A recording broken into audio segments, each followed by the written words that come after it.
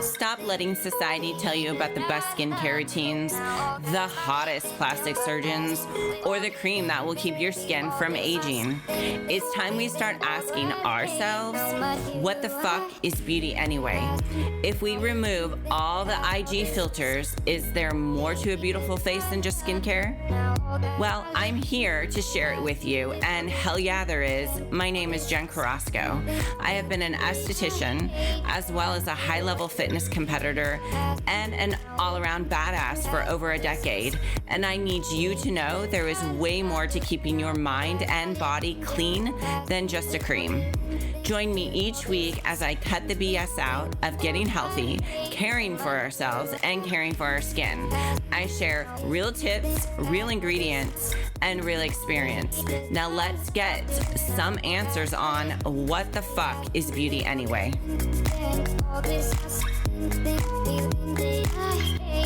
Hey guys, it's Jen Carrasco here, and I am extremely excited to announce my fabulous person who is visiting us today on our podcast. So her name is... It's Arianna. Okay.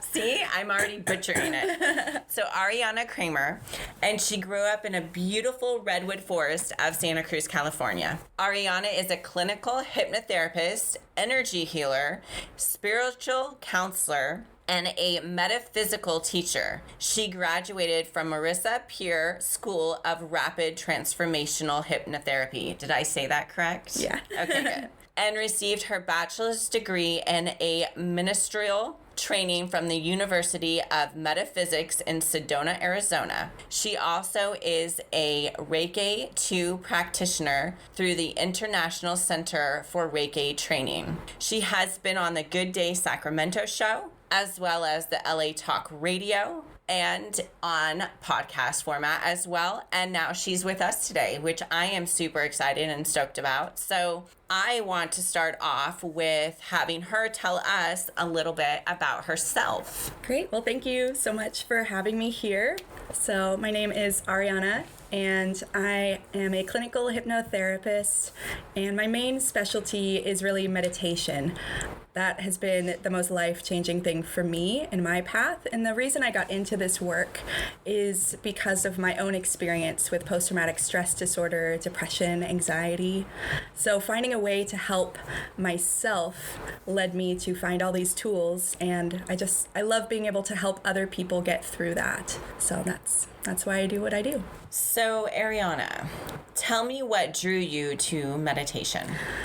You know, I had so many psychologists and therapists and psychiatrists over the years, and not all of them were great, but I had one really good one who gave me this relaxation imagery CD, and I will always be grateful to her.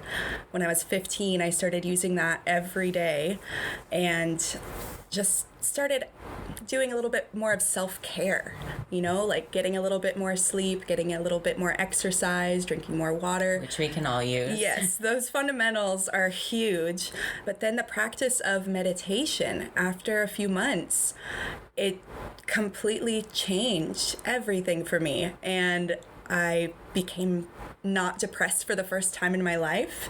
And everything was different, but then of course I was so happy that I stopped meditating. Yeah. And then of course a few months later my symptoms started to return, and I was so upset. I was like, well, I thought I got through this, I thought I got better, why is this back? And I realized how vital meditation is, how important it is. So I began to learn different styles, I began to look into the science behind it, and I've just seen it in my own life. When I practice daily meditation, everything changes. And I've seen this with my clients, and the research behind it is amazing. So yeah, I'm all about it. And honestly, I think we could have used that this morning because yeah. Literally I forgot my laptop at home that has everything on there. Thank God that Michelle has GarageBand on hers. And then the photographer had a flat tire this morning, and it's just been kind of of a shit show morning. Yeah. But I have to making it work. say that it always works out great when it's kind of like that and it's an upheaval. But I know just meditation alone, I mean, I know we all practice it in our own essence of however we do our own meditation and what works for us. But, you know, I really truly feel, so my dad was a hypnotherapist. Oh, wow. Awesome. And I just went and listened to Dr. Joe D'Espinosa speak. And just from leaving that event to trying to create it into your life and to balance you out, because we all have so much on our plate. And it's, I think, created just from ourselves and what we think we're supposed to be like, or what we think we're supposed to do in this world. And we put so much emphasis instead of just actually sitting down and remembering that we need to enjoy ourselves and be at balance. And we have things to be thankful for. yeah, Yes. and everything works out for us in the long run, you know. And I'm glad that you're here with us, and I'm glad that we can make this work, because I think just looking at, you know, your website and who you are, and you just have so much to give to people. Thank you. And I truly mean that. Just, it's just your gift. And we all have gifts and we have to utilize them. And this is a great way for a podcast to be out there for people to know who's in our community and who's around us. Right. So, And that's kind of one of the things I think you started Virago, right? With healthy body, healthy mind. Yeah. And this is that Yeah. other aspect of it, you know, of Yeah. having the meditation portion and having people like Arianna Yeah. on with us. yeah. And I try to explain it. I don't know if you guys listened to my last podcast that I did. And it was about motivation and, you know, getting people inspired. And I really feel, whether you believe in God, whether you believe in Buddha, whatever, you know, whatever your belief is, or, you know, like I love Abraham Hicks and I listen to her all the time. And so whatever your belief is, it's meditating about that.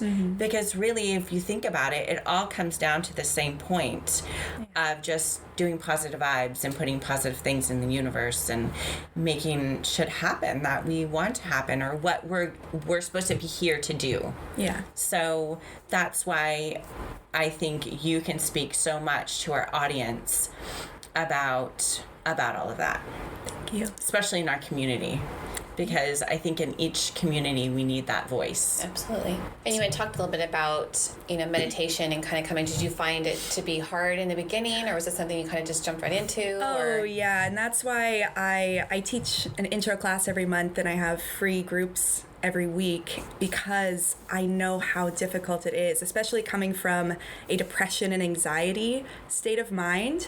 The thought of sitting with my own thoughts for any given period of time was just terrifying. Our own thoughts are just brutal. They're negative. It was very, very difficult. And so I'd sit down and I'd like get immediately up, or I'd look at the clock and be like, 2 minutes. Like, so I know that struggle of building it into a habit, which is what I really focus on with my clients and my students, to help them just get through that hurdle, to trust that it's going to help them in all these different ways, to know the benefits, and, you know, get the tips and tricks to keep your butt in the chair. Just do it. And then look back 3 weeks later and see the progress, see the change. Because there's so many benefits, but it's not until we allow ourselves to feel that, to see it for ourselves. I like to call it like treating our lives like an experiment. You have to test things, and it's like going to the gym. You can't get on the treadmill for 10 minutes, get off, look at the scale, and expect a huge change. You have to be consistent. You have to do it every day for a while. And then you look back and see, oh, I'm sleeping a little better. Oh, I'm not as angry. Oh, things are just happening. I'm seeing synchronicities. I feel like things are flowing. One of my favorite benefits that I noticed when I was bartending and I started meditating every day again was little things just didn't bother me as much anymore. You know, like today, this crazy hectic day, now it's just like an adventure. You know, how can we how can we sit with that and be centered in whatever? And I guess I kind of see the whole, I can kind of connect the whole meditation is almost like exercise for your mind, right? And have the same thing, like you said, you have to have that patience and have to have that consistency in order to see those results, just like you would in the gym. So going forward, who do you look up to? Oh, there's so many people I could think of. First, I think I'm just going to talk about Marissa Peer, my mentor.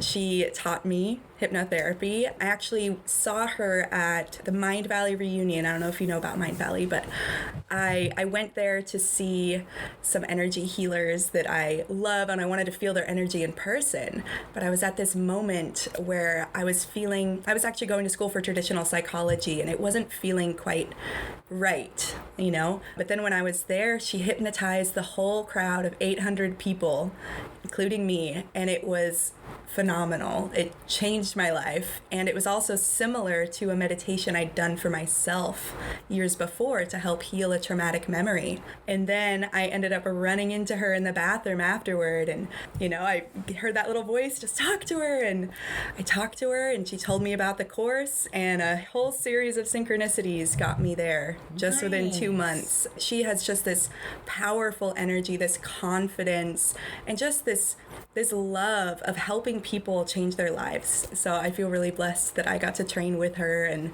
be hypnotized by her multiple times. And yeah, I love the technique. I have chills. I know. So let's see. You have been through a lot, especially growing up in an abusive household, and then in your previous marriage with an emotional abusive ex-husband. First, I want to congratulate you for leaving that situation.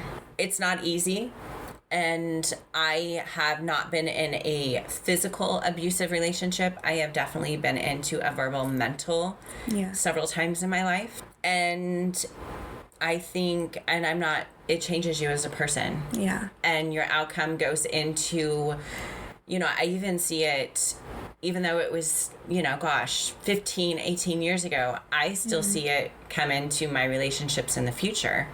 I'm not going to do a certain thing because he's going to be mad at me. And so it's not easy. And to realize the emotions of abuse, how has meditation helped you to overcome this? Well, what I talk about almost every week in my groups is just self-awareness. That's the biggest aspect of meditation for me. It's just tapping into our awareness. So if we're giving ourselves this practice of mindfulness in the meditation and then throughout the rest of our daily lives, we're paying more attention to our emotions, to how things make us feel, to our thoughts. So we're able to, first of all, question our own thoughts, recognize that we don't have to believe everything we think. Our thoughts are just thoughts, and we can start shifting them to help us more.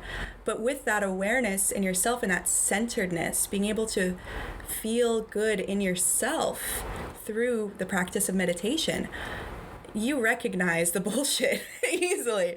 You recognize when people are manipulating. You recognize more, and if you care about yourself more, you're automatically going to take better care of yourself. And it's a process. It is not easy at all. And being in an emotionally abusive relationship, especially, you question who you are. You start to lose yourself. So finding a practice that helps you get back to who you are in this moment, how it feels to be you, it's vital. I agree. What helped you to get over those hurdles, the emotional scarring and the emotional battles that you deal with to get through? Oh, it's, I have to tell this to my clients. Healing is not easy. And that's why a lot of people don't really want to do that work. We don't want to look underneath. We don't want to look at the painful stuff. We just sort of want to charge ahead and pretend it didn't happen. But then, of course, we see things like trickling into our future relationships. We see things affecting us, our motivation. It affects so many parts of us. So it's just about really caring about your own healing. Dedicating yourself to meditation, to self-care practices, journaling, seeing a therapist, finding something that you're passionate about and sticking to it.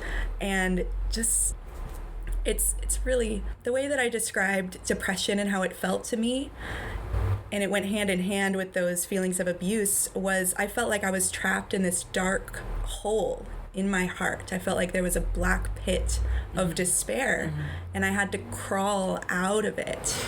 And as much as I, wish I could lift everybody out of that hole in themselves, we have to do that digging out ourselves. I can throw down ropes, like I'm throwing down ladders, I'm throwing down these tools that you can use, that I learned how to use to help get out of that. Yeah. But we all have to decide, I don't want to live like this anymore. I want to be happy. I want to feel content and really care about how we feel and demand it of ourselves. I feel like coming from those relationships prior, and it hits everybody so much different, but I know with me that people perceive that I'm a very strong individual, that I'm very confident, and that I can walk into a room and I can talk and I can do this. But honestly, it's BS. And under it all, I always fear the lack that I'm enough, or the lack that I'm not confident enough within myself. And it never stemmed from my childhood, because my parents were amazing. But it stemmed from those relationships, and it always made me feel like I'm not enough and I can never be enough.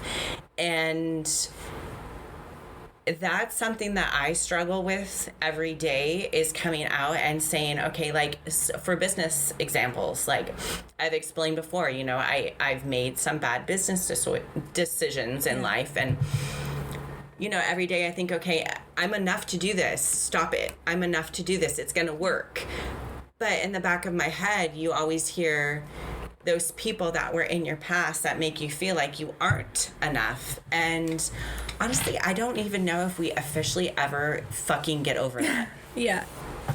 That's actually the core of RTT, the form of hypnotherapy that I practice. That's Marissa Peer's big message.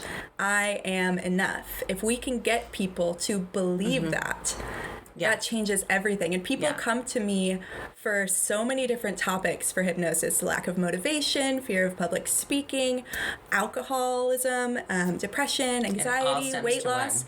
Almost everything trickles back to that feeling of I'm not enough.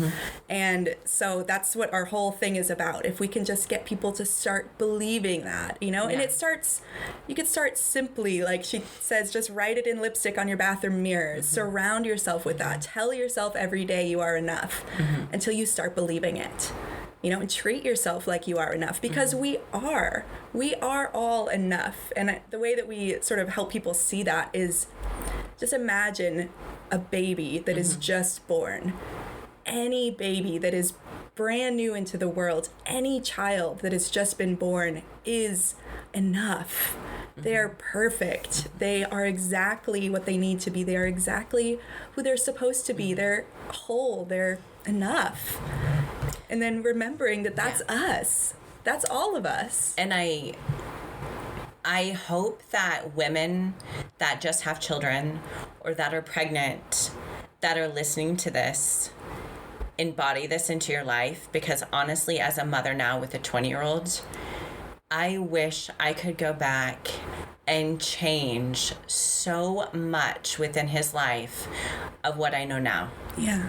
Because I know how much more of a difference I could have made him, even though he's great. But it's those things in life that you wish you knew what you knew back then, or now back then, Right. It's all those regrets we live with now that we know things that we think, man, if we could have just done that back then. And that's where we come back to mindfulness and starting where you are now. If we get too caught up in that regret of the past, like we can't do anything about that right now. But if we start right now and just embody, and that's the best thing that I've been able to see parents do for their kids, is embodying that feeling. If a parent believes they are enough, they will embody self-care, confidence, honesty, integrity. They're going to be their best selves. And of course, we're human. We're going to make mistakes. We have to forgive ourselves and move on and talk about it. But if you show your kids that you know how to take care of yourself and that you honor yourself, they're going to learn how to do that. Whether they're 5 years old or 20 years old. Exactly. I think they still see that because you're still the mom. Yeah. And you're still that role model in their life. Yeah. Yeah. Right. I'm so glad. So I haven't really said this. I know Michelle knows about it because we've been discussing it a lot, but we are going to be creating a woman's, I don't want to say like a group, but like a function. And I want to have speakers, and I want it to be like fun-filled with like, women selling their own products, or just to like get into the community and get everybody together. And so I would love you to speak to that when we get all of that together. You're helping me manifest. I've been wanting that too. It's perfect. So yeah, it's so funny because it's something that I really want to create. And so I was just talking to Carly about this yesterday, and Carly's one of our girlfriends. And so we were thinking about how we can get that together and get that going, and what event place we can do it at. And so that's something that I really want to create. So let's see. So this has led you to one of your recent practices in teaching others how to recognize emotional abuse, to set healthy boundaries, and help them overcome self-doubt. Tell me a little bit more how you make them manifest that into their lives. Well, mainly I sort of poke at people. I have my clients that I see, and then I have people who come to my groups, and we always pick a topic, and the topic of boundaries has been coming up all the time. So when I say I poke at people, my friends know this, and people who start to get to know me, I start to do it more and more, and it helps me too. When you are speaking, pay attention to the words you're saying, and if you probably know this, with Abraham Hicks and with your father being a hypnotherapist, the words that we say to ourselves every day are huge. So it's just bringing that awareness of knowing, okay, when you're saying things like, oh, I'm never gonna get that, I can't do this, or nobody else is ever gonna like me, these different things that we just say to ourselves, we're brainwashing ourselves to believe that. Absolutely. So I just sort of point that out for my clients and help them shake up their perceptions a little bit, and then give them some different tools, and just talking about healthy boundaries, it's not fun. So whenever we have that discussion, we're all there. There's always laughter because it's, everybody's got that person in their family or in their work life that just drains. It just feels draining. Yes. So then learning different techniques to, be able to let things go, but also be able to know when to stand up, basically choosing your battles, knowing when we need to set that healthy boundary. And it's not easy setting boundaries with people who've known us for a long time because they're not used to it. They're used to, we talk about this like having a fence in your yard makes good fences make good neighbors. If you've never had a fence and they're used to just walking all over your yard, and then you put up a fence, they're going to get miffed. They're going to be upset. Yeah. And so you have to stand firm, and stand firm in yourself. Be like, it's not okay when you talk to me this way. Yes. And recognizing abusive things in our friendships, in our relationships. Like a really common thing that I see, and this is a form of emotional abuse, and a lot of narcissists use this, but I feel like a lot of people just don't know how to speak to each other properly. Yeah. And so they will, when they're having arguments, they'll just shut you down and say, oh, you're too sensitive. Discount your feelings. Instead of allowing your feelings to be validated, they'll shut you down. So then we have to recognize when that's happening and stand firm and go, I deserve to have my own feelings and to express them. So when you discount them, that's not okay anymore. So I'm not going to talk to you if you're going to speak to me that way. Absolutely. So being able to have that confidence to stand up for ourselves, and then also the self-awareness of when to let things go. We don't want to be on attack all the time, obviously. And just finding that peace in our heart and finding that center in ourself, having more compassion for ourselves and others and understanding, but then having that sort of spiritual warrior mentality of protecting. You know, you're not going to allow somebody to just walk all over your yard anymore. You have your own space. And respecting that. Yeah. So when I went to the Arete, the first Arete syndicate that I went to, I made a comment at the table, and I was with my friend Rondi, and Mylette was there, and we were sitting there, and I said, you know, I'm really good with getting ready for a show. Like, I can control my outcome because I know what goes in my mouth. I know, you know, what I can control. But I kind of suck at business sometimes. Right? And so I said that, and I said, that's why I'm here. And then Ed made a comment like, well, we're going to change that by the time you're done. Well, my other friend Rondi came up to me later, and he was like, you know, it really hit home with what you said. Yeah. You really need to read this book. And I know our actions and what we say, but I'm learning more of it. Yeah. Like, I'm definitely expanding this year. And he said, you need to read this book. And I don't know if you've read it, but it's called Conscious Language. It is an amazing book. You need to read it. And so I said, okay. So I ordered it right away. It was home when I got home, and I started reading it. And I'm not a big reader. Like, I'm audio, but to read something, it takes a lot. And I started reading it, and I'm going to read it a second time. But it was talking about the way that we speak and words that we say that we don't realize. And I know I hear this a lot from people. They say, I want to do that. Well, want is a word of lack. Yeah. So if you want something, you're telling your brain that you're actually not going to get that.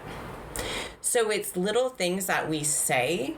We have no clue how much it affects our lives and our goals and what we want. And anyway, Conscious Language. Yeah, I'll check that out. I'm going to send you the book. Awesome. It's a fabulous book. Yeah, I teach a workshop on this whole concept. Good. I love it. Yeah, it's vital, and it's a manifestation, but it's also, they found that one of the biggest causes of depression is negative self-talk. It's that lack belief. And if we keep telling ourselves we suck at something, I suck at this, we're not going to be motivated to even try to get better, because it's like we've given up already. And we're all the words that we say and think to ourselves, our mind and our bodies react. We have a physical reaction to all of the words that we say. And so if you're telling yourself, oh, this job is killing me, oh, this is such a pain in the neck, you know, you're going to start to feel things like that. And I experienced that with automatic negative thoughts and depression. I had this thought running all the time. I'm a horrible person and horrible things always happen to me. And I'm telling you, I was the unluckiest person you could ever meet. I had all my traumas in childhood, and then at 18, I had a stalker for 4 months, and then I moved to Salt Lake City, and then I was hit by a car, and 1 month later, I was held at gunpoint in my apartment. And then I heard a couple weeks after all of that, I heard that little voice in the back of my head say, I'm a horrible person and horrible things always happen to me. And that's when I had this big, like, aha moment of, how long have I been saying that to myself? How long have I been thinking that? And it took, this was before I had hypnotherapy. Luckily with hypnosis, we can address those and change them a lot quicker.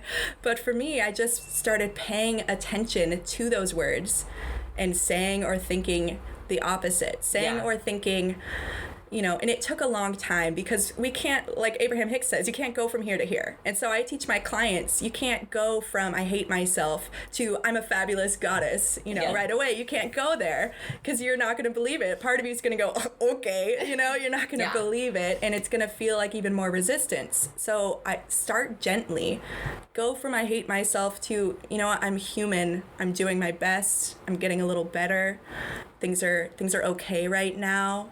You know, I feel good that I did this today. You know, starting gently, building up until you can start believing more and more in yourself. And it's huge. I can't even tell you how that changed my life. And I remember the very first time I was walking along, and the little voice in the back of my head randomly said, I'm a good person and good things always happen to me. I'm gonna start crying. Just imagine if the little voice in your head was encouraging. Imagine if the voice you heard in your head every day was motivating you, loving you, giving some tough love now and then too to get you off your butt. But imagine that. It's huge. It is huge. I had a client message me, and she was saying that she was like picking herself apart a little bit, and it's somebody that I didn't think that would ever pick themselves apart. And my comment was to her was, well, would you let somebody speak to your daughter like that? She was like, no. So why do you let yourself speak to you like that? You don't deserve it. But I think a lot of us are just used to that. We're used to picking ourselves apart. So thank you for sharing all of that. And that advice that you give, that's what I give my clients as well. Like, imagine that your best friend came to you feeling really shameful about something, just feeling awful, and telling you, like, you wouldn't scream at them and tell them they're a horrible person, hopefully. How would you comfort them? You tell them, you know what, you're human. You made a mistake. It's okay. Things are going to get better. If you think about a little child in pain, that's our subconscious mind. So when we berate ourselves, belittle ourselves, we are tearing down that inner child, that part of us, and it's brutal. It is. I agree. Right. It's hard. It's just hard being a human sometimes, It's like, shit. Sometimes you just want to stay in bed and not, Yep. Oh, that was one of my automatic negative thoughts when I was depressed was, I don't want to go anywhere or do anything ever. I don't want to go anywhere or do anything ever. And I had to really move that out of myself and push myself out of that fear and that comfort zone of my little hovel. Understandable. Come out. You continue to help people through your social media as well, planning meetups for guided meditations, and a lot of knowledge out there. Do you find that social media is a huge help in spreading your love and knowledge of meditation? It is definitely, it's just a whole different world that we live in now. It's completely different. And I remember it's actually been one of my challenges to get comfortable with social media. So that's something I'm still working on, and I still haven't hypnotized myself about it. It's funny. Because when this was first happening and people started checking into places, I had a stalker. And my cousin... So you can put anything out there. No, when my cousin, I saw her check in somewhere, I called her and I was like, why would you let everybody know where you are right now? And I was freaking out. But I've come to realize that this is sort of the world we're in now. And we have to find the balance. Research has shown that scrolling Facebook can cause depression and anxiety. Scrolling through Instagram can make us doubt ourselves. We see everybody with their perfect lives. So I feel like it's really important for us to be authentic on social media, find the balance, not spend all of our time on it, because it can cause this sort of addiction, this need for likes, this need for approval. So we have to be really mindful about how we're using it. But I think that it can be so, so powerful. It can connect so many people. It's really important, but I just want to bring that awareness and make sure that we're doing it in a healthy, authentic way. I think people need to go on there and really realize to tell people that, not everybody's life is perfect. I mean, honestly, come on. It's not by any means. I mean, my dog pisses in the house just like everybody else's dog. I mean, it's it's just the way it is. I know. So how do you overcome setbacks? So this is a huge thing. And I talked about the beginning where I would heal depression through daily meditation, and then I would get happy, and then I'd stop meditating and it would come back. I've unfortunately done that a few different times, and so I've gone back into depression multiple times, but I've also come back out of it. And so I've learned over the years all these different techniques, these things that help me get through it. So first things first is meditation. That's the best thing. That's always going to be my number one recommendation. Even if you just start with 2 minutes a day, just start. So my question for you. Yeah. So for me to meditate. Yeah. it's hard for me to sit there in silence. Yes. And just close my eyes and sit. I almost need a guided meditation. And that's fine. I recommend, especially for beginners or people with anxiety and that fast mind, you can still get amazing benefits from guided meditation. So just there's so many styles of meditation as well. So find the one that fits for you. You could do walking meditation, put in your... That's what I do in the morning. I love that. Yeah. Find something that fits with you and just try it out. Even if you're just taking mindful breaths while you're doing the dishes. Yeah. Just feel the soap, smell it, feel the water running over your hands. Pay attention to the present moment. The more we do things like that, the easier it's going to be. And a few other techniques that I use to help sort of get me out of those ruts is... It sounds silly, but it's worked for me every time, is I make a list of the dailies, I call them. So these are all things that either are good for my self-care, like meditation, exercising, just washing my hair, even I'll put something like that on there.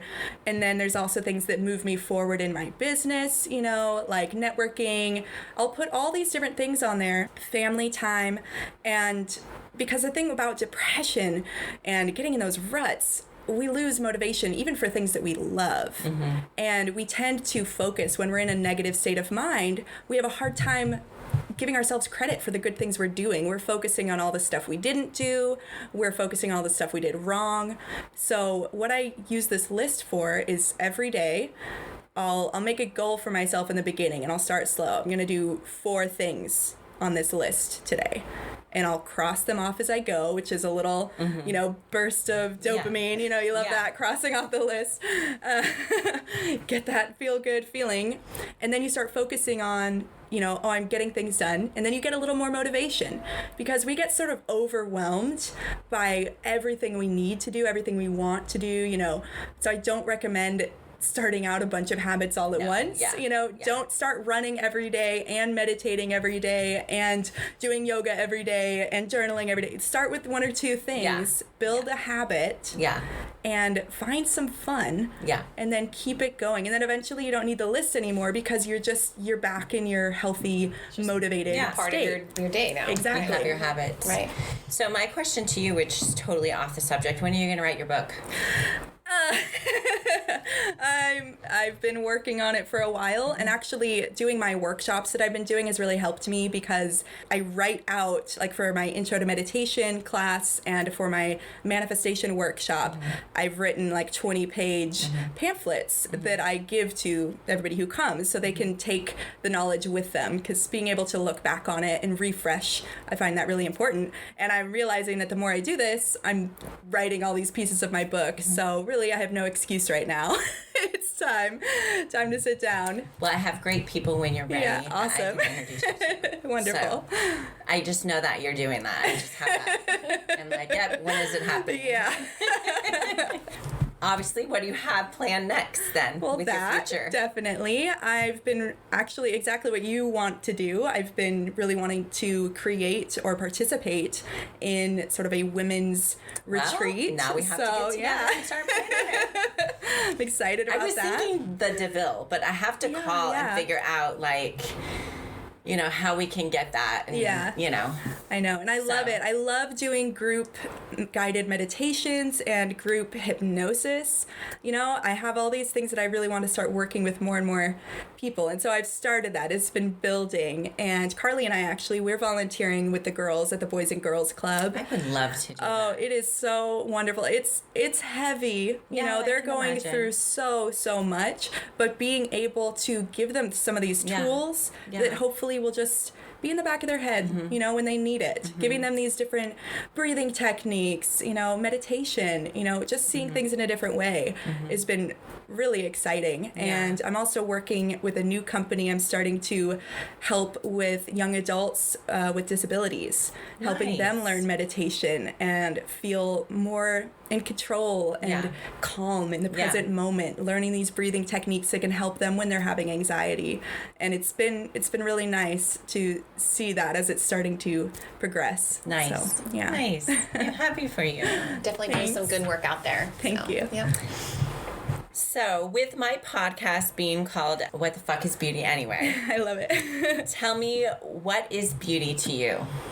This, for me, it's all tied with that, the first time that I really dove into meditation.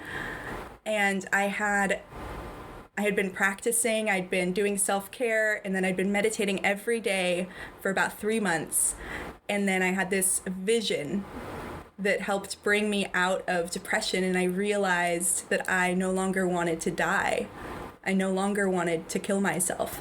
And then just that realization and that feeling of freedom. And I went for the next few months meditating so much, and everything was beautiful.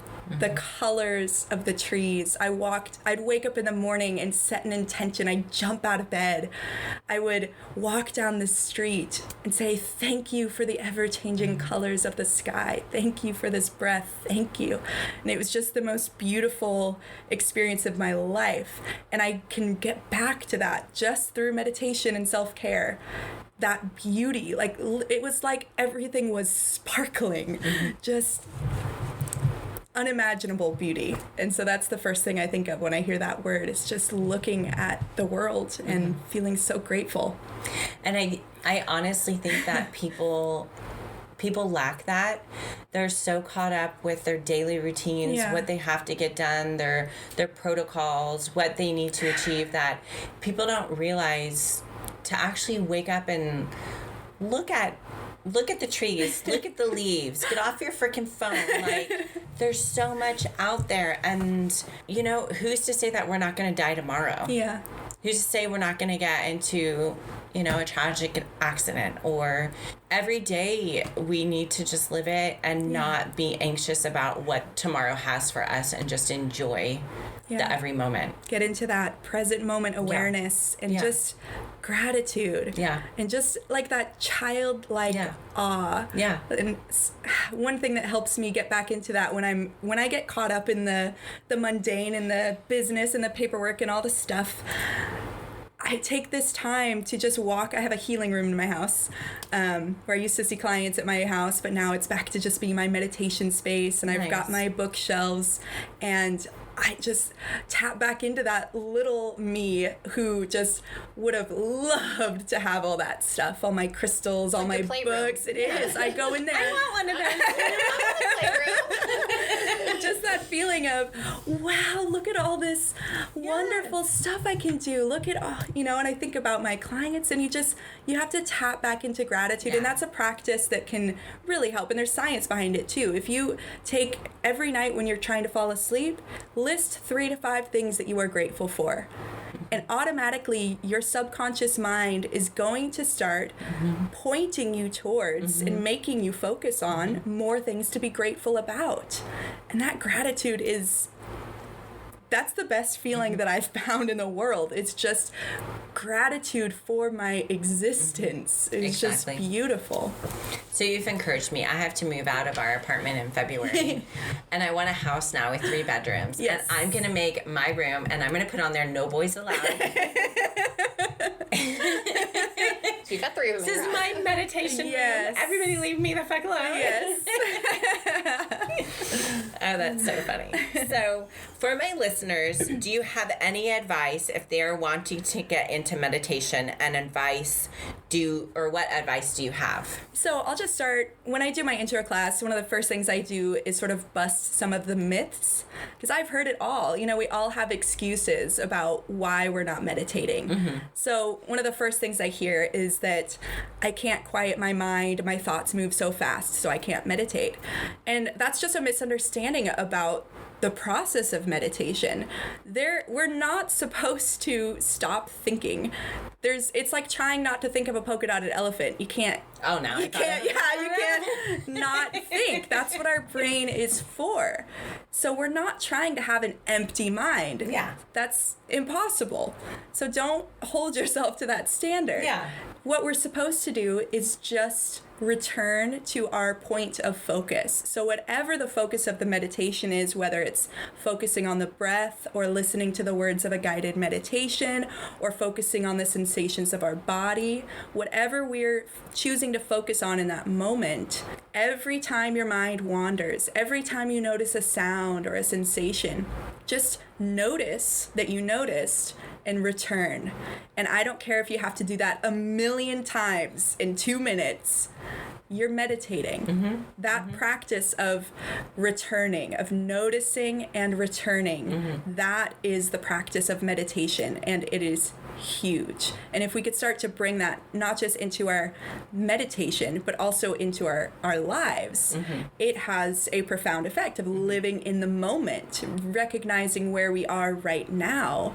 So many of us are just taking our heads from room to room, doing task after task, not even feeling our bodies until there's something wrong. If we take the time to just take a deep breath, and when you're eating your meals, smell the food, taste the food, feel the texture, enjoy every moment, and just bring that and recognize that we're never going to empty our mind. But there is a paradox with that, because the more that you meditate, the more manageable and quiet your mind gets. So it is a paradox in that that's not what we're trying to do.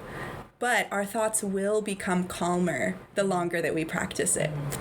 Just don't strive for it. It's like you're strangling it and it's not going to work. Just allow yourself to breathe, to be, to notice. I think a lot of people have control issues. Oh, yeah. And I'm definitely totally one of them. But I think that's what it is. It's trying to let go of that control. Yeah. Yeah. And it's, I recommend for meditation, finding something that you like. So there's so much out there on YouTube. There's so many apps, there's different styles.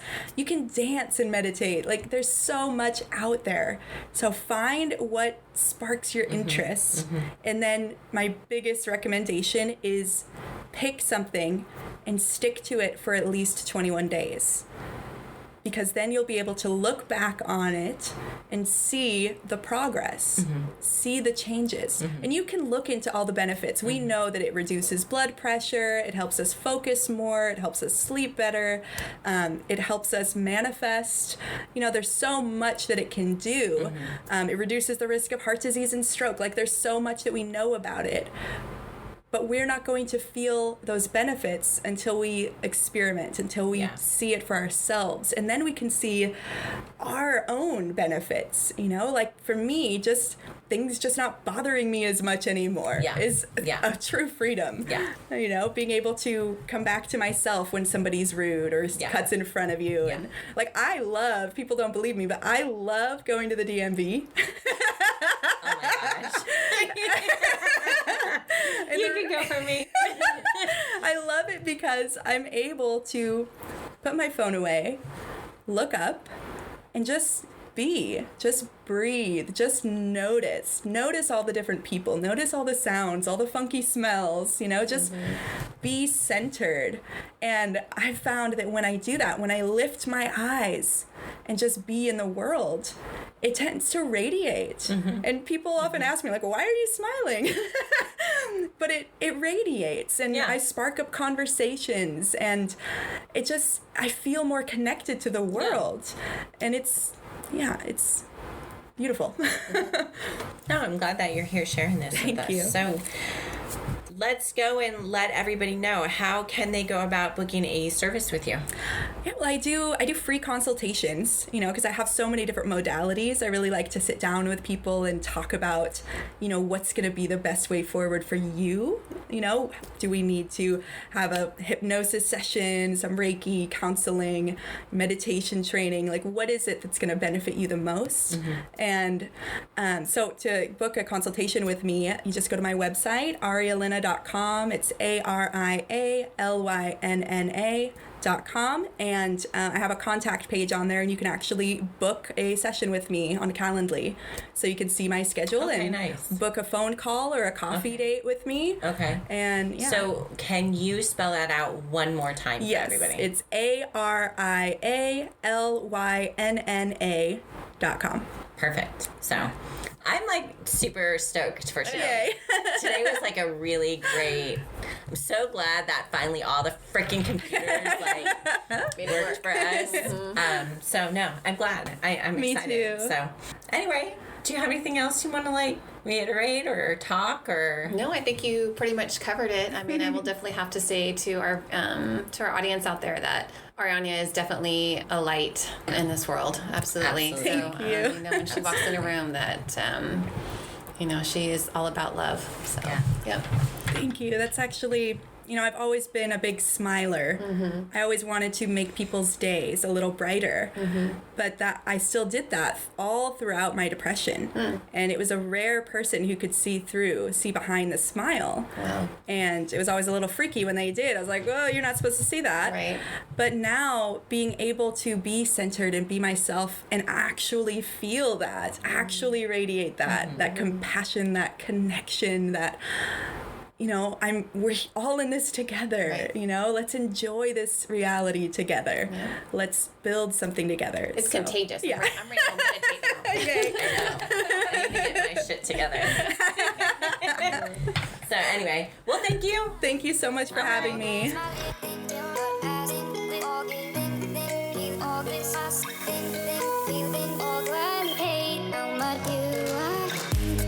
Thanks for tuning in this week. I hope you feel more empowered and more inspired to love the skin you're in.